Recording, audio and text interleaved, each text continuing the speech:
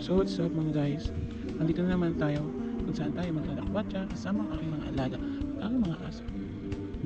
So nga guys, namamblema nga ako kung bakit hindi ako makalabas.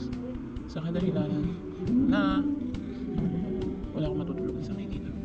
Kaya nagstay na lang ako sa bahay namin. At tutulungan ko ang aking papa na magtanim ng tanglad para makabenta kami. Sobrang hirap guys kasi wala akong work. Sobrang hirap kasi.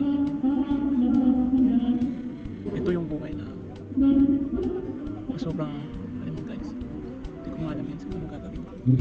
Pero I always pray to God that He can heal me. He can heal my body. He can heal everyone. Nagpapasalamat ako dahil hindi niya ako pinabayaan. So binabi-nabi lang yung pagsubok na dumating sa buhay ko. Hanggang pa rin sa Lord para gabayan ako kung saan ako magpunta. Kahit sa malayo ako sa pamilya ko, siya lang talaga yung aking protector. Hindi na how God created the world. So beautiful guys.